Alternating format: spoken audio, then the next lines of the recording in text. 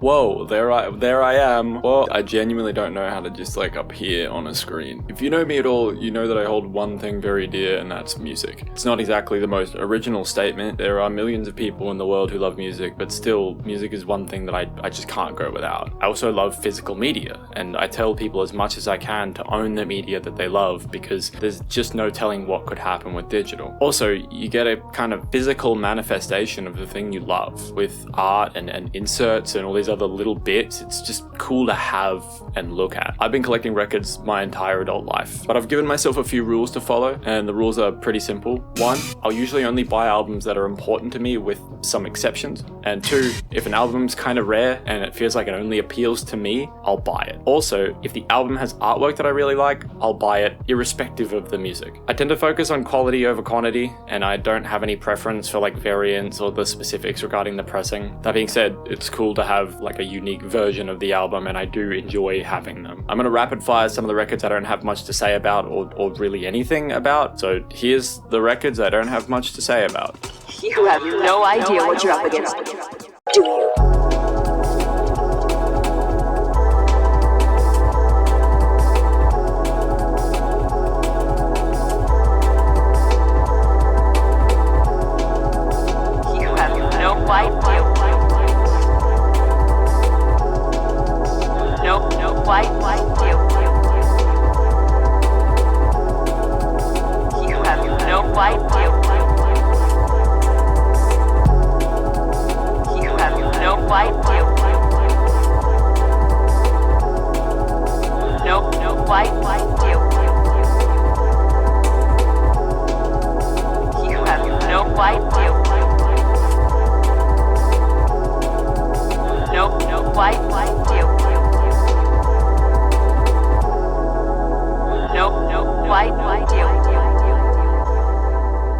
Okay, for these next records, I have a little bit more to say about them, just because they're records I love or they have a story behind them. So here's those ones.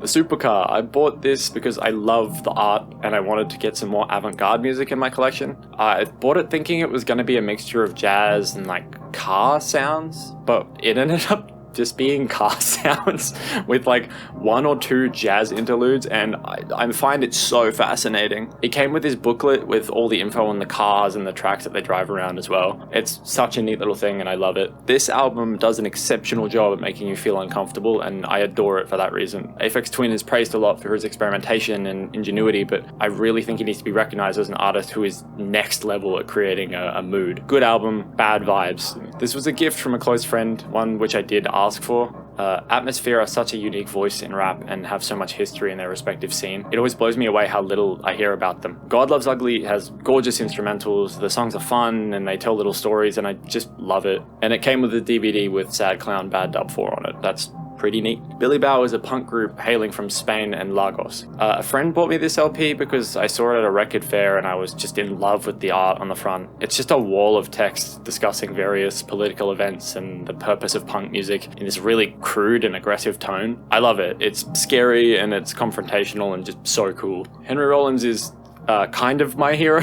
It's not like he shares the exact same ideals and lifestyle as me, but he's such a unique character with so many talents. I love how weird this album is, I love the artwork, and honestly I just really wanted to own an original Black Flag pressing, and now I do. This album sounds so cool and retro-futuristic, I just had to get it. The whole album's full of fun and poppy and catchy tunes that are honestly timeless. It's a Japanese promo pressing without the obi, which is a little sad, but I still love it all the same. No other band sounds like Chat Pile, and no band ever will. They are one of the best modern sludge bands, period. They make noisy, scary, unhinged music that just fills you with dread. This is their first full length, and it's immaculate. I love it. It's the Grimace Purple pressing too, which is fun. These 2 EPs are ferocious and they're dark. They're inspired by horror movies and true crime, but they're littered with humor and strange analogies. Like I said before, no band sounds like Chat Pile. They fucking rule. This is a green and pink splatter pressing. This is probably the first punk album I ever really enjoyed back to front, and I think a lot of people have had the same experience. It's fun, it's edgy, and it's ultimately a really important part of music history, and I'm so thankful to own an original 1980s pressing. It does have vinyl cancer though, which is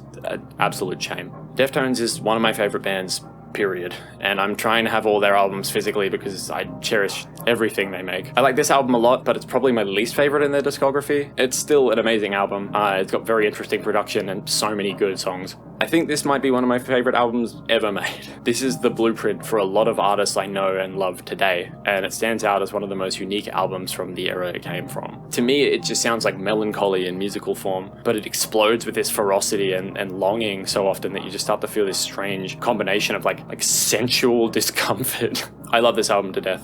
If you could capture the feeling of being in love and inject it into an album, this is the result. Koi no Yokan is a spacey and floaty, warming journey through passion, and I adore it every time I revisit it. If there's anything that TikTok has done right, it's giving this album a second life. The feelings of isolation and confusion that Saturday Night Wrist oozes are confrontational, like unnervingly beautiful. It was made at a turbulent time for the band, and you can hear just how messy their relationship is through the music. This album makes me cry more than I care to admit. Earl Sweatshirt is going to go down in history as an extremely important artist within the world of hip-hop. From day one, he's displayed a level of skill and personality that most artists only dream to achieve, and Doris acts as like a perfect beginning to this career. It's dark, it's brooding, it's got this teenage edginess, but it still manages to have so much life in it. And then this album came out, and everyone realized that beyond the impressive lyricism and the interesting style was a person who was going through an artistic metamorphosis. This album hurts from start to finish, but it still manages to keep you engaged through its like muddy and dirty like lo-fi sound.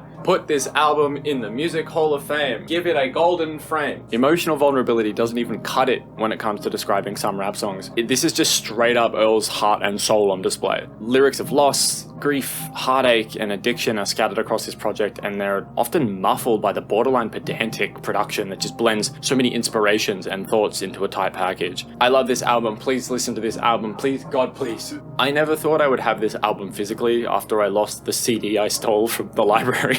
But here we are again. It's not high art, but I adore the influences and the sound of this album. It's an operatic 2000s rock banger that I think is seriously underappreciated. This is just a single for the song Mass Appeal, but that song is burnt into my memory and my heart by Tony Hawk's Pro Skater 4, and for that reason alone, I needed this. James Ferraro is, in some ways, the grandfather of Vaporwave. I adore Vaporwave. It's a genre that helped me recognize my love for so many different genres and different types of art, and this little album is a small part of that history. It's not Vaporwave, it's more experimental, like ambient, but I still think it's incredibly interesting and it's a very calming project. Yep, you caught me. I have one of those records that everyone has. Lock me up. There's a reason that everyone has this record. It's a fucking masterpiece. Kendrick has created a concept album that goes beyond concept and truly chronicles his journey through identifying self and understanding the history of the world he was born into. This is a love letter to influences, but it's also a powerful and beautiful look into the culture he grew up with. It's art, it's magnificent, it's beautiful. Somebody stop him. This project was the first jazz-inspired music I'd ever really connected with. It's jazz fusion through and through and gets lumped in with a lot of music that I don't think it's really even related to that sound or style. I've seen people call this indie rock, and I kind of agree, but I don't fully agree. I adore this album, and I highly recommend it if you want something jazzy and ambient. It's an incredible project. This was a gift from my family, and I love it to death. Korn have established themselves as one of the most noteworthy bands in their genre, and they have a sound that can only be described as their sound. Follow the Leader is an awesome album with so many catchy, heavy and weird songs.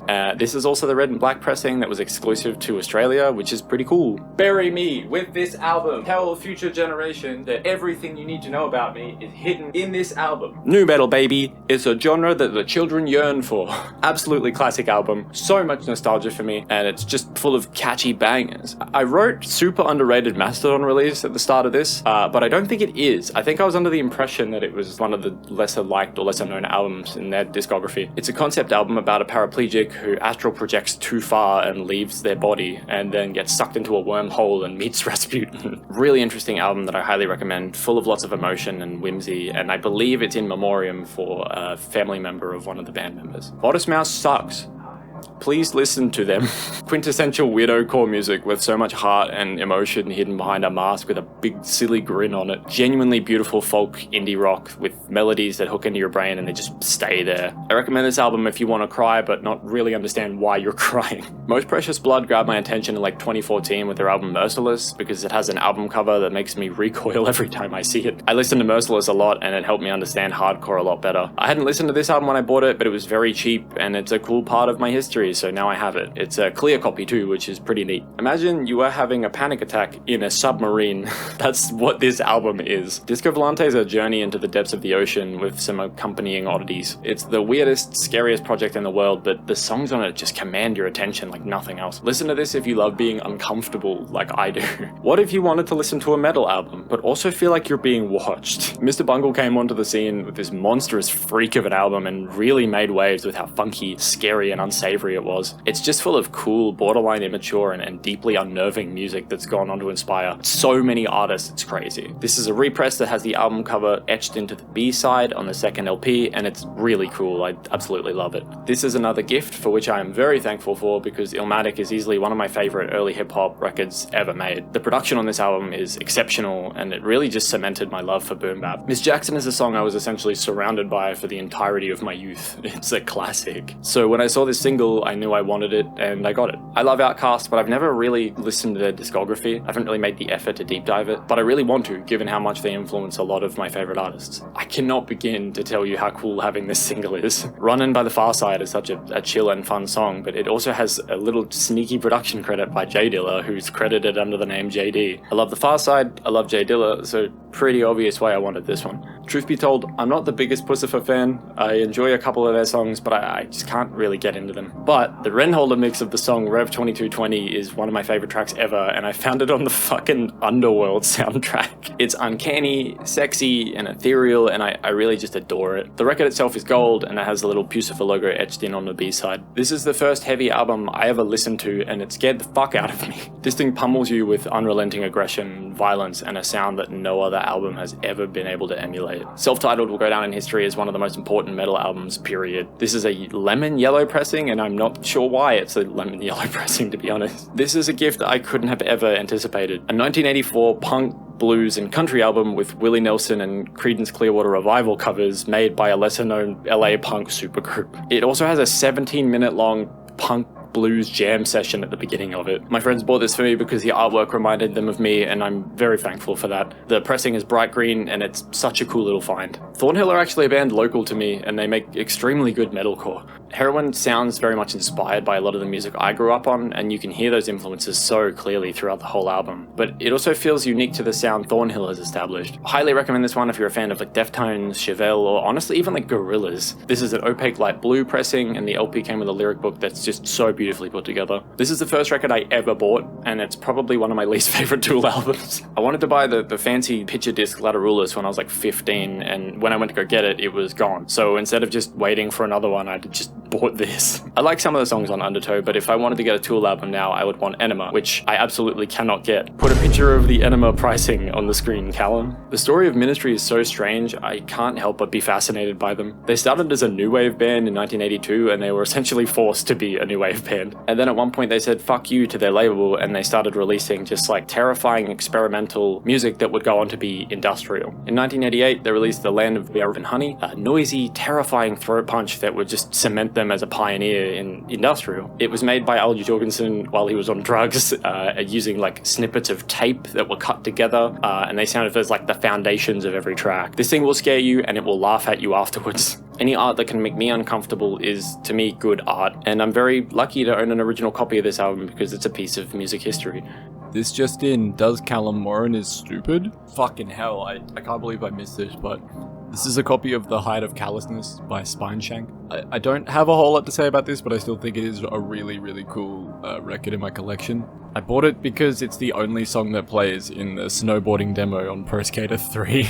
That's like a reoccurring theme in a lot of the things I like, is they seem to be connected to Tony Hawk's Pro Skater. I wonder what that's about. Anyway, this is a cool little blood red pressing, and I bought it because I really do genuinely like this album, and I didn't think there'd be anyone in the world who wanted it as much as I did, so I bought it. Anyway, fucking back to the records. Okay, top 20 time. If you made it past the yapping limbo, then prepare for a second circle of yapping hell, because I'm going to talk a little bit more about the next 10, and then even more about the final 10. Just know you've been warned. I warned you. You've been warned. The top 20 is pretty poorly defined by me. Some of these albums are on here because I love the album, and I never thought I'd own it. Some are on here because they're a rare or weird pressing, and some are on here just because they have an interesting story connected to them, and it's part of my history. So here we go. I don't think there's a pop record in history that I love as much as this one, and it'll be a cold day in hell before it's ever overtaken. It gets labeled as new disco a lot as well, which I think is also a kind of good tag. This album is so much fun. It's a funky, clubby dance pop masterclass, and it regularly infects your brain with these catchy melodies and lyrics. I have a lot of nostalgia for this album because it was on 2000s Australian radio almost 24/7, and my mum loved a lot of the songs on it. As I got older and got over my heavy music only bullshit, I started to realize just how good some of the songs on Fever made me feel whenever I heard them. Love at First Sight, In Your Eyes, Can't Get You Out of My Head. This album's just packed with catchy, timeless pop that I adore. In 2022, they reissued Fever on vinyl, and I copped it as soon as I could. I adore this album, and if you're a pop fan, I implore you listen to it back to front. It's immaculate.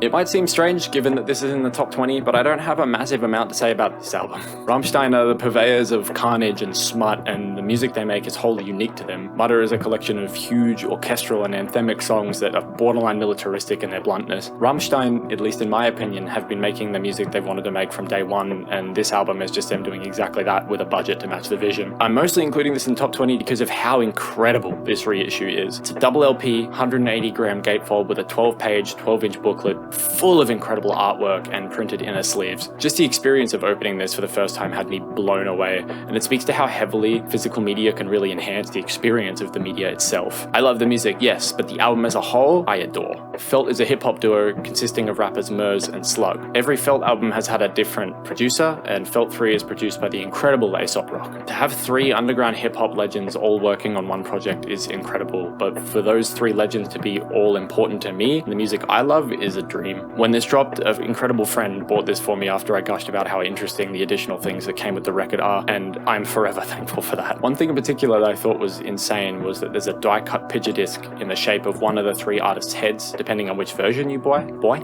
My friend bought me the Aesop Rock variant, and that alone made this one of the coolest records I own. Not only that, but it's a beautiful blue and white Galaxy pressing, and the jacket itself is a 6-panel trifold jacket. This record's unbelievably thick and packed with so much cool stuff, which I've honestly come to expect from any releases from Rhymesayers at this point. Love the album, love the creativity, love. If making this video has taught me anything, it's that my friends are really fucking good at giving me gifts. In yet another wonderful display of friendship, this was also a gift, and it's one that I cherish dearly. White Pony is the quintessential Deftones album, and every single song on it is gorgeous. Anyone who loves alternative metal should listen to this album at least once, if only to understand where so many of their favorite bands of the current year stem from. This is the 2020 reissue. It's one of the first reissues of the album in 10 years at the point it was released, and the love that's put into this pressing is really clear. The jacket is a bold space grey all over, the gatefold has artwork from the time frame that the album was released, and the actual pressing itself sounds unbelievable. And if you're a purist, this issue doesn't have Back to School on it, although I really wish it did. I fucking love that song irrespective of how corny it is. Just generally incredible reissue all around. I'm not gonna sit here and defend Saint Anger to anyone, because one day this album's gonna go down as a cult classic, and everyone's gonna be like, sorry that we doubted you, Callum. Is it produced like shit? Yes. Is it full of bad lyrics?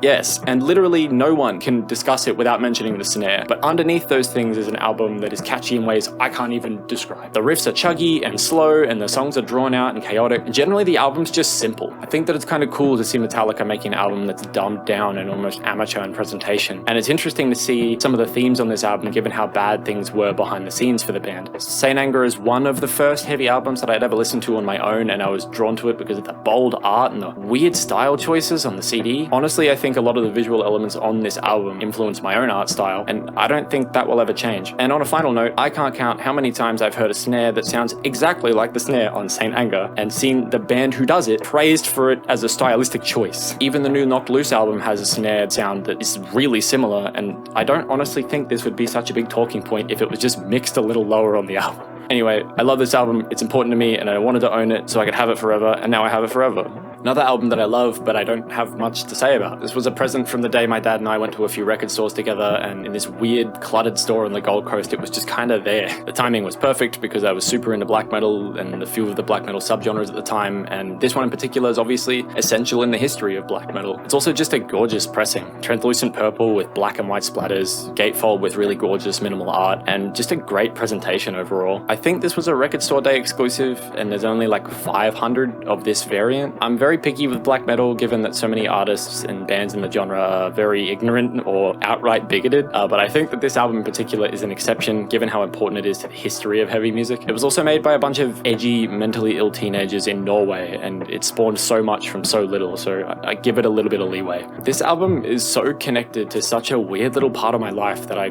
can't help but feel emotional when I listen to it. The way it sounds and feels are tied indefinitely to like my young adult life in ways that I can't really discuss in the short form, but suffice to say it's an important album to me. Aesop Rock and Rhymesayers have consistently put in work to make sure that their product is one of love and personality, and given that Aesop himself is massively inspired by artists that he loves and knows personally, it's no surprise that this release is something special. But the level of special this record is goes beyond just a bit of effort. This is insanity. The records themselves are neon pink and neon green, housed by custom printed sleeves, and they are complemented by a die-cut jacket that serves as just a window into the record. Alongside these are all the lyrics to the album and a 24-panel giant fold-out poster. This release is exceptional and has changed my expectations for what physical media should be in a lot of ways, so I absolutely love this thing. Puritanical euphoric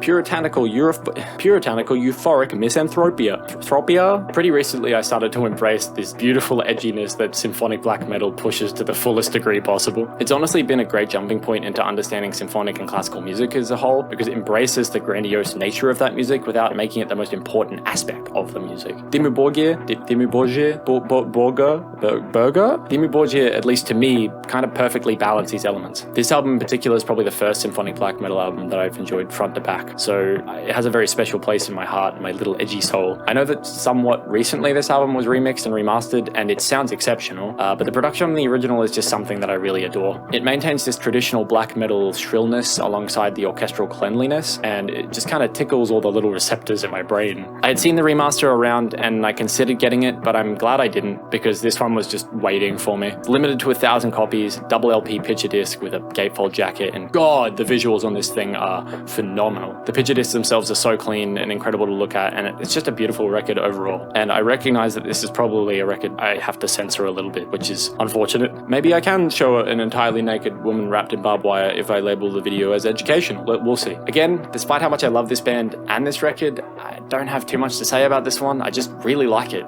Fleshwater are an exceptional shoegaze soft grunge band that I stumbled across a few years back with their demo titled Demo. I showed this thing to everyone I could when it first came out, and it made me so excited to hear full-length album from them. When the album came, they released records for it, and I bought one. Truth be told, I was mostly hooked on how nice the record itself looked. The red and yellow and blue split's really cool, and the poster it came with is beautiful. The jacket's also just really clean. When it arrived, it had a tear in the top of the jacket, which was a little bit of a bummer, but it doesn't really affect the record, so it's whatever. Great pressing, great band, Fleshwater, woohoo!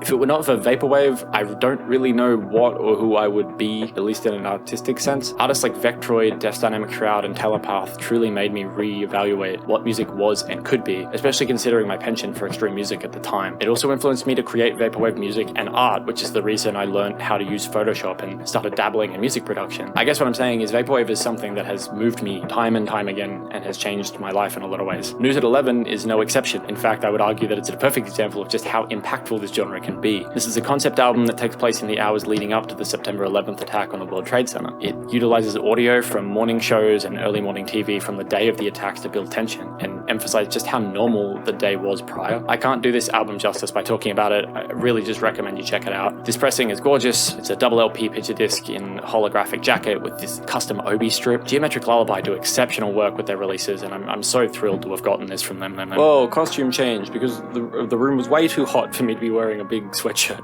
Alright baby, top 10 time baby, woo baby! If you've made it this far, I love you. I will personally seek you out and I'll make you a delicious meal, and I'll parallel play with you for like 2 or 3 hours. Sincerely, thank you if you've been watching this far. I love to talk about music, and making this video has been a lot of work, so if you're taking the time to watch it, I owe you my life.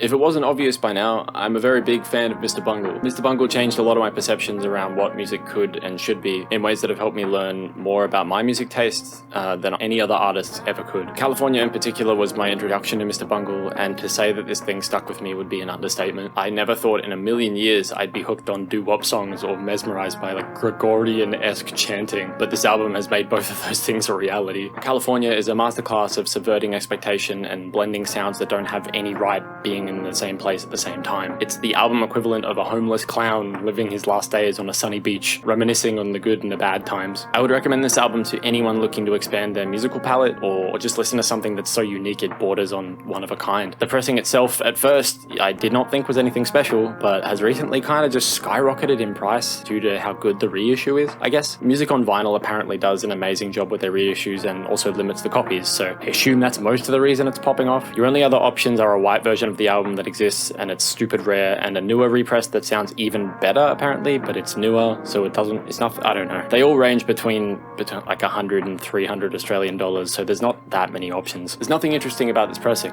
not a single thing worth talking about. It is a standard weight black vinyl with an insert, but the album itself is what is so important to me. Like I said before, the list is sporadic and it doesn't have much structure outside of what I perceive as important for various reasons, and this one is just 100% emotional. Alopecia feels like it has followed me and written down a lot of my experiences and thoughts just to write them into music. The lyrics and themes on this album are so upfront and confrontational that I can't help but be in awe whenever I listen to it. Yoni Wolf, the artist behind this project, is so strange and verbose in his writing, sometimes blending funny and gross imagery into statements of pure poetry, all in an attempt to upkeep a very neutral persona that isn't willing to let you see the vulnerability without at least making you laugh before and after. He touches on heartbreak, problems with his body, pretending to be someone else, and a laundry list of other topics that are just so close to my heart that they feel damn near intrusive. This is probably one of my favorite indie rock albums, and I guess also indie rap albums. It really paved the way for me actually trying to listen to more music that's similar to that. Without this album, I wouldn't have really understood or cared much for Modest Mouse, for Neutral Milk Hotel, or like the Mountain Goats. Alopecia is an album I think I'll love forever and remember every word to long past the point where my brain starts to fail me, and I can't even recommend it to you because it holds so much personal value. But check it out anyway if you're interested. I spent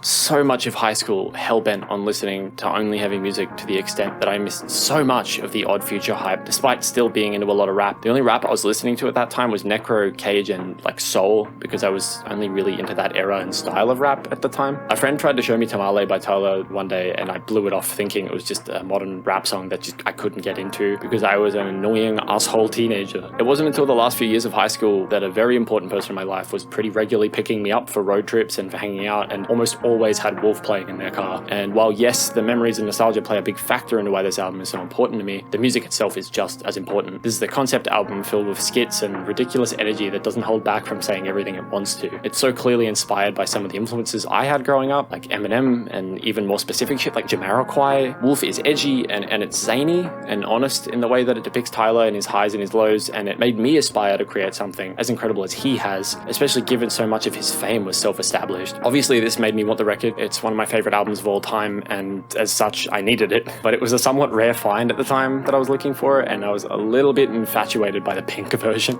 But it wouldn't have stopped me from getting any version I could if I found it. Luckily for me, my partner at the time offered to get me a birthday present. I went into my local record store, and there was just a copy of Wolf there. Even the guy behind the counter said I was lucky to get it, because usually people just snap them up. And I was like, you know, is it that crazy to have gotten it? And it is, because it was a pink version, baby. Yeah! Woo! Pressing came with the album on CD, inserts and additional printed sleeves with like the album cover variants on them as well. I love this pressing. It's so nice to look at and so high quality, and it does this album the justice it deserves. In the club, straight up letting in my it, and the it took everything. She let me it her in till it took everything. Shut up. No, for real. This album makes me cry like twice a year.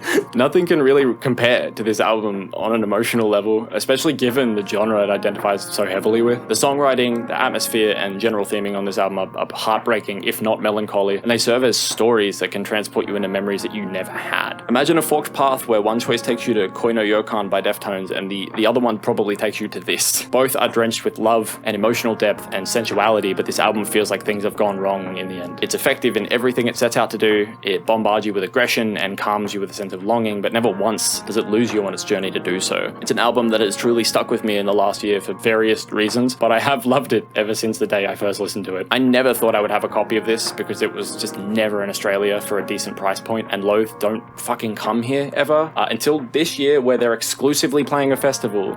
That sucks, but I got extremely lucky at the expense of others being unlucky. Loathe had to cancel a big tour that they were on, and they were selling tour exclusive copies of the album online for fans, and so I managed to snag this really beautiful limited edition clear pressing. If you love heavy music, please check this album out. It's such a game changer, and it does so much for the genres it inhabits. Alright, I'm going to go on record right now that as of the writing of this script, which is July 5th, I think I wrote this, Rhapsody Tapes by Ocean Grove is tied with Enema by Tool as my favorite album ever made. Nothing, and I mean nothing, could ever do what this album does for me in terms of the way it makes me feel. It's so obviously a byproduct of being an Australian youth, growing up with the influences and culture that are so important to 2000s Australian landscape, and it wears those influences not just on its sleeve, but on its fucking face. Ocean Grove have made an album that authentically captures a nu metal sound without resorting to emulating nu metal cliches. It's not derivative of the influences it's inspired by, rather it's inspired by its influences to make something new. Personally, growing up with 2000s alternative music through the radio and through my parents, I can hear artists like Gorillaz, Deftones, and Silverchair, but I also hear so much dance and house music inspired production, which is also massively popular during that time frame. The producer, Running Touch, also has a huge solo career as a dance and electronic artist, and those sounds just lend themselves so beautifully to the style of Rhapsody Tapes. I need to stop myself before I keep yapping about this album, but I honestly might make a video about it one day, just gushing about how much I love it. Honestly, it's gonna go down as one of my favorite records ever made, and I don't see that changing anytime soon. The pressing is really nice, it's nothing crazy. I just jumped on the first repress I could. It's an opaque orange, and the jacket's printed on like eco-friendly recycled paper. There's a little strip around the jacket that tells you about UNFD's pledge to plant a tree for every record sold, which is really nice. Briefly, their new album, Oddworld, came out last night after getting off of UNFD, and I don't know if the things are correlated, but fuck does it sound like Rhapsody Tapes. It is so good. It's so good. It's so good, in fact, that I bought the record last night, so I can't add that to this list right now, but here's a picture of it, and wow, what a fucking good album, actually. Wow. This is a strange one. First and foremost, Empire of the Sun are an exceptional glam pop electronic duo from Australia. This album, Walking on a Dream, had the entirety of Australia and honestly the world in a chokehold when it dropped back in 2008. It charted in the top 100 across 14 different countries, went triple platinum in Australia, and won numerous awards, including Album of the Year at the ARIA Music Awards. Half of the album is made up of singles that dominated the airwaves and TV, honestly, in Australia for years, and they still continue to. I still hear them in ads regularly. This album slaps, it's fun, it's poppy, it's nostalgic, and generally just a good listen. Why is this a strange one? Well, my good friend Michael actually bought this for me as a bit. At the time, I was fixated on this very nothing joke where I get those old emo boy 4-panel images. I'll show you what I mean on the screen. And I would replace the last panel with the words Empire of the Sun. I cannot elaborate on why, because I truly do not know. Anyway, Michael bought this record for me. We had a laugh. That was it. I listened to it once or twice and I found a new appreciation for it, but it's certainly not in my top 10 albums ever. So why is it so high on the list? I don't know exactly what caused this to happen, but for some reason, this exact pressing is selling for anywhere between like $110 and, get this, 500 Australian dollars. Obviously, that's according to the Discogs metrics, which aren't always reliable, and the highest price applies to a mint condition copy. But I really do not know what has happened here. It's a nice pressing, it's 180 gram, it's a blood orange disc that looks like a big sun, and it also has gorgeous artwork inside on the gatefold, but I have no idea why it is worth this much. And so Walking on a Dream is in my top 10 because it's the most valuable record I own, and it is tied to a very stupid and strange story. I still highly recommend you listen to the album though, it's really good. Milo, who now performs under the name Rap Ferraro, is an artist that I can't really define that well. His discography is a collection of albums that border on so many things. They're psychedelic, they're jazzy, they're ambient and glitchy, but also subdued, experimental, and fun. Who Told You to Think on face value is a jazz rap record, but I think it's closer to an example of like modern conscious hip-hop, albeit with more emphasis on like the mundane and the personal. The whole album is filled with lines that read like poetry, but they also paint a picture of simple pleasures, which for me is relatable in ways that I think anyone can understand. Milo, to me at least, is first and foremost a poet, and there's nothing in this world I appreciate more than someone who can string words together so beautifully that I'm thinking about them at least once a year. This album is beautiful, calm, glitchy, and beyond important to me, so I highly recommend it. This is a standard black disc. It was a very limited pressing from like 2017, and over time it's become quite rare, so I'm very thankful to have found a copy. I spoke earlier about how Vaporwave inspired me to start creating art and music, but truthfully, I think this album specifically is the reason for that. I started listening to mashups of Lisa Frank 420 before I even listened to the album. And at the time I thought, haha, I love this ironically, but no, I really actually just loved it. I love the colors on the album art, the messiness of the aesthetics, the nostalgia of the music brewed up in me, everything. Listening to Floral Shop and identifying with the style it was helping to define shaped me into the person I am now. It sounds ridiculous in hindsight, but I started wearing pink because of this album, and that's a color that I always loved, but you know, it's girly to wear pink. This album was a gateway into more experimental music. It was the beginning of my interest in art. I honestly think this album reminded me that it was okay to listen to something that wasn't in fucking drop D. Do I recommend Floral Shop? Not exactly. It's hard to say. It's experimental and it's best enjoyed as like a collective piece. So if you're not into that, then it's probably not for you. But on the whole, I think this is a part of music history and more widely the history of the internet and music culture. So in that sense, I do think it's worth at least engaging with once. Anyway, I could talk about this album for days on end, but I won't. Just know that I hold it very close to my heart. This pressing is bubblegum pink. It's limited to 2,000. It came with 2 posters, one of which was like a paper misprint, apparently. The release of this album was really controversial and it was messy, so it's really impossible to know just how many copies there are existing right now. Some of them were damaged in the post, others were straight up destroyed by fans, and apparently some people just never got their copy. It got so messy that Discogs banned the sale of it, so I don't really know what it's worth, and honestly I don't really care because I'm not going to sell it. Great album, perfect, love it. I'm a little heartbroken by this record at the moment because I damaged it pretty badly. I put a lot of effort into looking after my records, but this one was in a sleeve that was just a bit too tight for it, and the print inside the jacket stuck to itself because Australia just constantly has to be humid. When I tried to open it, it was stuck together, and I put it above some like steaming water to open it, but when I did, just a big chunk of the artwork was damaged, and so was my heart and soul. Anyway, Methwitch is a one-person tech death band, and when I say one person, I mean one person. Written, performed, recorded, produced, mixed, mastered and designed by one person, Cameron McBride. Cameron McBride might be the most talented person on earth, with like 5 separate solo projects under his belt, each of which is drastically different in genre. No one is on this level, man, like no one. Indwell is his most recent album under the name Methwitch, and it's the audio equivalent of a nightmare. Indwell from start to finish pummels you with this wave of like loud and extreme sound that can only be described as terrifying. There's glitching, there's distorted screaming, there's otherworldly sounds like you can't even explain, and alongside that, chugging guitars that just don't stay in one place long enough for you to figure out exactly what they're doing. Cameron's vocals on this album are shrill, they're loud, and honestly they're fucking inhuman. I've never heard another vocalist in heavy music sound like this. His highs are dog whistle high and his lows are guttural and like revolting. But every now and again a clean vocal will come through to remind you that there's still a human there. Indwell is a concept album about a man attempting to summon the demon Clonic, I don't know, but he's the demon of wealth, but instead he accidentally opens a portal to hell where he's just tortured. And when I tell you that's exactly what this album sounds like, I'm not exaggerating. I've seen people point to Jane Doe by Converge as one of the loudest and heaviest palatable albums ever made, but I really think Indwell gives Jane Doe a good run for its money. Nothing scratches the itch that Indwell does for me, and I don't think anything ever will. I highly recommend this album if you're into heavy music. You will not regret it. This is a double LP, purple and white splatter on ultra clear, limited to 110 copies, so it's pretty fucking rare, hence my upset when I did the damage to it, but what matters is that I have it, and I'm very, very happy to just have a physical release of this album. If ever there was an album that you could tell I love just by looking at me, it's this one. JPEG Mafia has very quickly become my most listened to artist ever in just the span of a couple years, and I truly believe he's going to go down in history as an innovator. His influences and experiences have molded him into a man who understands how to blend and manipulate genre like no one else, leading to a sound you can't compare to anything else. LP Offline is, to me, the perfect example of this. There is not a single song on this album I skip if I'm listening to it. It's exciting and it's interesting, and it just doesn't stop being those two things. The influences are ridiculous. He samples animals as leaders on one song and then interpolates Britney Spears on the next. He manipulates sounds in ways that a lot of modern producers aren't, and I'd go as far as saying he leans more into sound design than music when he does it. He writes, records, mixes, and masters all of his own music, and with that comes the freedom of expression that you see in his song structure and sound. I bought this copy in Japan recently. It was the last one and it was retail exclusive. I have never bought something faster in my life, especially given it was the offline version which came out after he had his samples cleared. It's double LP, pressed on yellow wax. It came with a gorgeous lyric booklet that I just love the design of. The album is exceptional, and if you're into hip hop or honestly just production, I can't recommend this album enough. Wow, what a journey.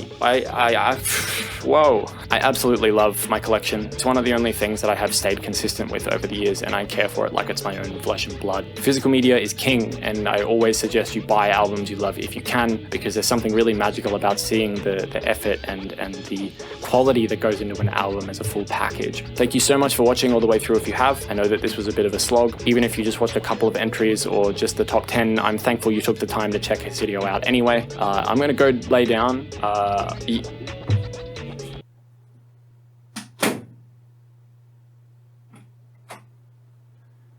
Alright, I'm back. That was just like a facade. I needed to stop the video.